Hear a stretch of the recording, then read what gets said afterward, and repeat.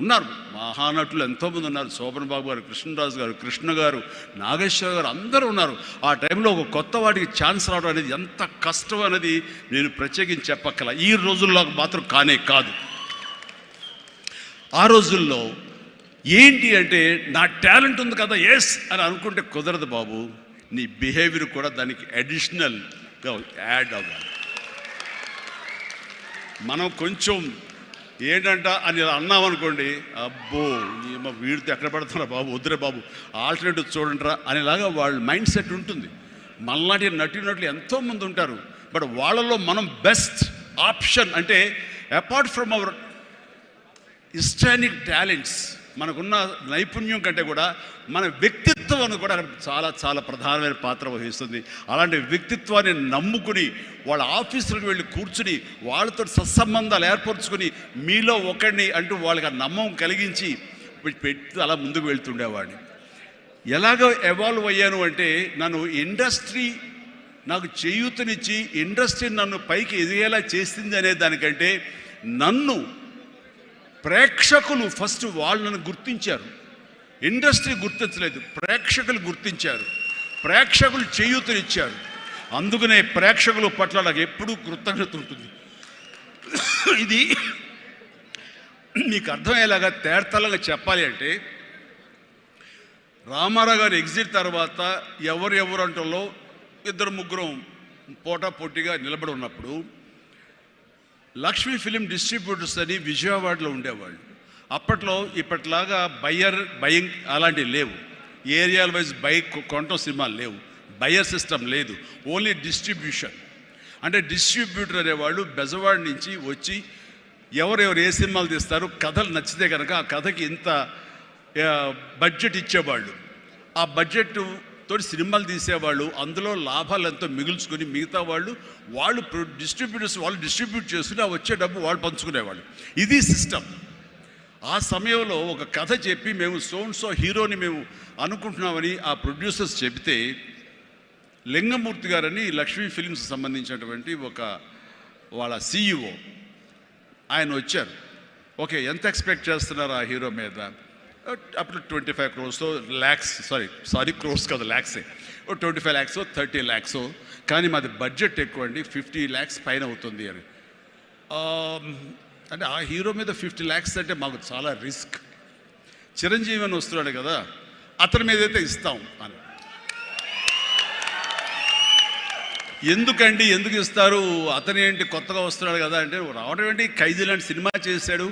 ఆ ఖైదీలో అతని డ్యాన్సులకి ఫైట్లకి ఎక్స్ట్రాగా జనం విపరీతమైనటువంటి రెస్పాన్స్ ఉంది. మేము జనంలో ఉంటాం, బెజవాడలో ఉంటాం, మిగతా ఊళ్ళ నుంచి ఫీడ్బ్యాక్ తీసుకుంటాం, మాకు తెలుసు అతని పొటెన్షియాలిటీ అని. అంటే చెన్నైలో ఉండేవాళ్ళు, మెడ్రాస్లో ఉండేవాళ్ళు కొంచెం సంశయిస్తూ వచ్చారు. కాదండి, ఇతనైతేనే 50 ఇస్తాం, వాళ్ళైతే మాత్రం 30 కంటే ఎక్కువ ఇవ్వలేము అని వాళ్ళు తేల్చి చెప్పిన తర్వాత ఆయన ఒక మాట అన్నాడు, సాంగ్స్ అండ్ ఫైట్స్ అనేవి అప్పటి వరకు మినీ ఇంటర్వెల్స్, స్మోక్ చేసేవాళ్ళు కానీ, లేకపోతే బాత్రూమ్ వెళ్ళేవాళ్ళు కానీ, లేకపోతే రిఫ్రెష్మెంట్స్ కోసం బయటికి టీ తాగడం వెళ్ళేవాళ్ళకి సాంగ్ రాగానే వాళ్ళు బయటికి వెళ్ళిపోయేవాళ్ళు. ఫైట్స్ అనగానే కొంచెం అసహనంగా ఉండి బయటికి వెళ్ళిపోయేవాళ్ళు. ఎందుకంటే అది డూప్ చేస్తున్నాడు రా, మధ్యలో క్లోజప్స్లో హీరో తప్ప, అండ్ సాంగ్స్లో ఏంట్రా అది అలాగే ఉండేది కామెంట్స్ అని. ఆయన చెప్పిన మాటలు ఇవి, నా మాటలు కాదు. ఆయన అన్నారు, కానీ అదే ఈ అబ్బాయి సాంగ్స్ అయితే కనుక ప్రొజెక్టర్ ఆపి మళ్ళీ రిపీట్ తోటి మళ్ళీ వేయండి అని అనిపించుకుంటున్నారు. ఇది మాకు కావాలి, ఇది మాకు డబ్బులు తెచ్చిపెట్టేది, కాబట్టి ఈ అబ్బాయి అయితే కనుక ఇంత ఇస్తాము అని తేల్చుకోవడంటే అప్పుడు వీళ్ళందరూ తప్పనిసరి, అంటే ప్రజలు కోరుకుంటున్నారు కాబట్టి, డిస్ట్రిబ్యూటర్స్ ఇన్సిస్ట్ చేస్తున్నారు కాబట్టి నాకు ప్రొడ్యూసర్ అప్పుడు నా వైపు చూశారు. అది పోయి ఏమైందంటే రామారావు గారి తర్వాత రామారావు గారి ప్రొడ్యూసర్లు ఎవరున్నారో అంతమంది ప్రొడ్యూసర్, దేవిప్రసాద్ గారు, చలసాని గోపి గారు, త్రివిక్రమ్ గారు అండ్ వాట్ నాట్, ఏడు నాగేశ్వరరావు గారు, ఇలాంటి నిష్ణాతులైన ప్రొడ్యూసర్లు అందరూ ప్రతిరోజు నా షూటింగ్లు ఎక్కడ జరుగుతున్నా, ఎవరితో జరుగుతున్నా, ఏ ప్రొడక్షన్ జరుగుతున్నా సరే వచ్చి నా దగ్గర కూర్చుని వాళ్ళందరూ కలిపి ఈవినింగ్ స్నాక్స్ తింటూ ఉండేవారు. అప్పుడు అనేది ఇది కదా నా బలం, ఇది కదా నేను సాధించుకున్నాను అని. రామారావు గారి ప్రొడ్యూసర్లు తిరిగి నాతో సినిమాలు తీస్తుంటే అది ఎనలేని బలం. నెంబర్ 1 హీరో అవ్వాలని అనుకున్న నాకు ఆ క్షణం అనిపించింది, ఎస్ అయ్యానని. అయ్యానని ఒకసారి కాలర్ ఎగరేస్తే ఏమవుతుందో కూడా నాకు తెలుసు. అందుకనే అణిగిమణిగే ఉండాలి, ఎప్పుడు సబ్జ్యూడ్గానే ఉండాలి. నెంబర్ 1 అనేది నా మైండ్లో ఎప్పుడు పెట్టుకునేవాడిని కాను. స్వేర్ కష్టపడి పని చేస్తే ఆటోమేటిక్గా ఆ నెంబర్ అట్లాగే ఉంటుంది తప్ప ఎక్కడికి పోదు. అదే నమ్మకంతో తప్ప నేను నెంబర్ 1 చెప్పుకుంటే అది నాతో నిలబడుతుంది అన్న నమ్మకం లేదు. మనం కష్టపడి అలాగే అదే విధంగా ముందుకు సాగుతూ ఉంటే కనుక ఆటోమేటిక్గా వస్తుంది. ఆ నెంబర్ 1 స్థానం అలాగే నిలబడి ఉంటుంది. అది గట్టిగా నమ్మిన వాడిని. ఇది ఎవరు చెప్పింది కాదు, నా అంతరాత్మ నాకు చెప్పింది కాబట్టి దాంతో ఫాలో అవుతూ వచ్చేవాడిని. అందుకని ఈ రోజున నేను సరదాగా ఎంటర్‌ప్రెన్యూర్‌షిప్ వీళ్ళది నేను నా సోత్కారం చెప్పకూడదు అనుకుంటున్నప్పుడు నేను ఏం పాయింట్ చెప్పాలని ఊరికనే గూగుల్ చేసేవేళ చేస్తే the key principles to become an entrepreneur, identify your passion. NCC తర్వాత నిర్దిష్టంగా నా ప్యాషన్ ఏంటో నాకు తెలిసి వచ్చింది. Acting and take calculated risk. నాన్నన్నారు, ఈ సినిమా ఇండస్ట్రీలో ఎవరు తెలియదు, నువ్వు వెళుతున్నావు, అది రిస్క్ కదరా, మరి అక్కడ ఎవరు రాణించకపోతే ఏం చేస్తారు?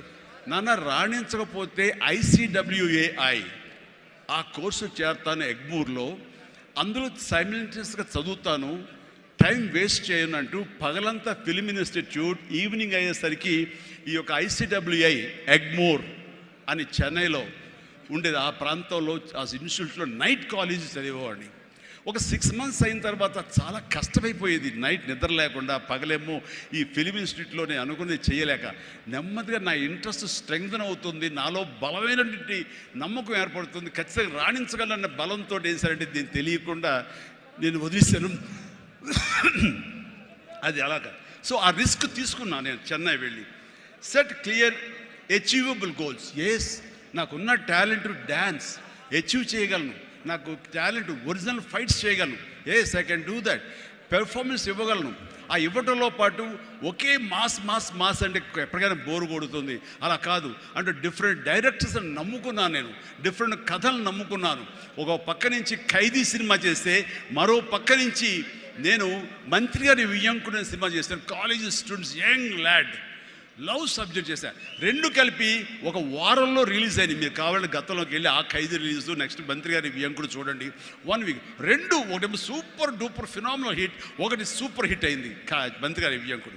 ఆ తర్వాత శుభలేఖ, ఒక డిగ్నిటీ ఆఫ్ లేబర్, మన మహానుభావుడు విశ్వనాథ్ గారి డైరెక్షన్లో సినిమా చేశాను. ఆ తర్వాత ఇదే కాదు, చిన్నపిల్లల్ని అలరించేలాగా, ఇందులో చాలామంది చిన్నప్పుడు చూస్తుంటారు చంటి అబ్బాయి.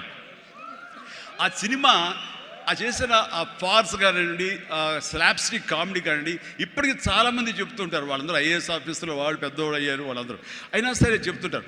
అదొకటి. ఇట్లాగా వైవిధ్యమైనటువంటి క్యారెక్టర్స్, స్వయం కృషి కానివ్వండి, యాక్షన్ సినిమాలు కానివ్వండి, రాఘవేంద్రరావు గారి గ్లామర్ క్యారెక్టర్స్ కానివ్వండి, కోదండరావు రెడ్డితో చేసిన కామెడీ కమర్షియల్ సినిమాలు కానివ్వండి, గోపాల్తో చేసినటువంటి ఫ్యాక్షన్ సినిమాలు కానివ్వండి, అట్లాగా 1-2 అలాగా మన ఇది మా బావగారు బావన లాంటి సబ్జెక్టులు కానీ, ఒకటే ఇలా ఇంద్ర ఇలాంటి సబ్జెక్టులు అందరూ చూస్తుంటే కనుక నాకు అనిపించింది, అన్ని రకాలుగా నాకున్నటువంటి టాలెంట్స్ని అన్ని పక్కలకి వ్యాపింప చేశాను. అంటే అంతమంది ప్రేక్షకుల్ని ఈ రోజున మహిళా ప్రేక్షకులు వచ్చి ఆప్తుల్లాగా వచ్చి నన్ను ప్రేమించిన లేడీసే కాదు, యంగ్స్టర్సే కాదు, పసిపిల్లలే కాదు, పెద్దవాళ్ళే కాదు, ధనికులే కాదు, ప్రతి ఒక్కళ్ళు క్లాస్ మాస్ వాళ్ళు వీళ్ళు అందరూ ఇంతమంది ప్రేమించారు. కాబట్టి ఈ రోజున ఇంతమంది నేను ఆస్తిగా చేసుకున్నాను, ఇంతమంది ప్రేమ పొందే అదృష్టం భగవంతుడు కల్పించగలిగాడు. ఎందుకంటే నేను లిమిటేషన్స్ పెట్టుకోలేదు. ఆ రకంగా అది నాకు ఎంతో హెల్ప్ అయింది. అలాగా delivery, high quality work, constantly market understanding. Yes, ఈ రోజున ఒకటే రకమైన డ్యాన్స్లు వేస్తుంటే కనుక బోర్ కొట్టచ్చు. సో ఏం చేద్దాం, డ్యాన్స్లో కానీ ఫైట్స్లో కానీ వైవిధ్యం ఎలా తీసుకొద్దాం అనుకున్నప్పుడు, ఫారిన్ వెళ్ళినప్పుడు నా భార్యతో పిల్లలతో ఎంజాయ్ చేయడం కాకుండా అక్కడ దొరికేటువంటి వైవిధ్యమైన డ్యాన్స్ క్యాసెట్స్ తీసుకొచ్చేవాడు, VHS క్యాసెట్స్. అందులో మైకేల్ జాక్సన్ ఉండేవి. అప్పుడు ఇక్కడ ఇండియాలో VHS క్యాసెట్లు కానీ VHS ప్లేయర్స్ కానీ ఉండేవి కదా, వీడియో ప్లేయర్స్. అవి తీసుకొచ్చి ఒక ప్లేయర్ కొనుక్కొచ్చి అవి చేసుకునేవాడిని, అవి డ్యాన్స్ మాస్టర్లు చూపించేవాడిని. అదే ఈరోజున డిస్కో డ్యాన్సులు కానివ్వండి, బ్రేక్ డ్యాన్సులు కానివ్వండి, వేవ్ డ్యాన్సులు కానివ్వండి, ఇలాంటి డ్యాన్సులు రావడానికి నేను వైవిధ్యంగా ఉండాలని ఎప్పటికీ పరితపిస్తూ ఉండేవాడిని. వాళ్ళ మొనాటినిగా ఫీల్ అయ్యేలా చేసేవాడిని కాదు. అది ఫైట్స్లో కూడా అదే విధంగా ఉండేది. And then critically important is understanding your target audience and customers. So మారుతున్న కాలానికి కానీ అనుకూలంగా ఆడియన్స్ టేస్ట్ మారుతుంటే మనం కూడా మన సినిమా కథాంశాలు మార్చుకోవాలంటూ ఆయా కథకులతో కూర్చుని ఇంటరాక్ట్ అవుతూ వాళ్ళని మార్చుకుంటూ అప్లోడ్ మార్చుకుంటూ జగదగ వీడు అతిలోక సుందరి, అన్నయ్య అనే సినిమా, సెంటిమెంట్ సినిమా, హిట్లర్ అనే సినిమా, మాస్టర్ అనే సినిమా, రెస్పాన్సిబిలిటీ సినిమాలు, మెసేజ్ ఓరియంటెడ్ సినిమాలు ఇస్తూ ఆ రకంగా మోసపోసే సినిమాల నుంచి నేను బయటికి రావడం జరిగింది. And know that your product won't appeal to everyone and conduct market research and continuously learning. ఇప్పుడు సినిమా చిరంజీవి సినిమా అంటే అందరూ లైక్ చేసేయాలి, అందరిని అనుకోకూడదు. కొంతమంది డిస్లైక్ చేసేవాళ్ళు ఉంటారు. కానీ డిస్లైక్ చేసేవాళ్ళను కూడా మనం ఇంప్రెస్ చేయాలి అంటే కనుక మనం ఏ విధంగా మన యాక్టింగ్లో మార్పులు చేర్పులు చేసుకోవాలి అనుకుంటాడు. ఇక్కడ ఉన్నటువంటి కొంతమంది ఇండస్ట్రీలో, సార్ మీ సినిమాల్ని దొంగతనంగా చూసేవాళ్ళం సార్, ఇదేం కర్మయ్యా దొంగతనం ఎందుకు, ధైర్యంగా చూడొచ్చు కదా అంటే, లేదు సార్ అలా చూస్తే మా వాళ్ళు కొంతమంది ఎందుకురా సినిమాలు అంటే అవేనా అని అనేవాళ్ళు సార్. అదేంటయ్యా సినిమాలకు కూడా తేడా చూపిస్తారా? అవును సార్, అందుకని మీ సినిమాలు మీ డ్యాన్స్ అంటే మాకు ఇష్టం సార్, అందుకని సెకండ్ షోలకి ఎవరికి తెలియకుండా కామ్గా వెళ్ళిపోయి చూసి వచ్చేవాళ్ళం సార్. ఏమిటి అసలు అవి చూసి కాలేజీలో ఆ పెర్ఫార్మెన్స్ ఇచ్చేసేవాళ్ళం సార్, మాకు ప్రైజులు వచ్చేసేవి. ఆ రకంగా అందరినీ కూడాను, ప్రతి ఒక్కరిని కూడా నేను నా వైపు ఆకట్టులాగా చేయగలిగాను. అలాగే learn from mentors and successful entrepreneurs. ఎవరైతే మీకంటే ముందే సాధించారో వాళ్ళని మీరు ఆధారంగా చేసుకుని వాళ్ళు ఏ విధంగా అంత స్థాయికి వెళ్ళారు, టాటా వాళ్ళు కానీ ఇంకోళ్ళు కానీ వెళ్ళారు అంటే, నా విషయంలో రామారావు గారు, నాగేశ్వరరావు గారు ఆ స్థాయికి వెళ్ళారంటే క్రమశిక్షణ, టాలెంట్ అనేది ప్రూవ్డ్.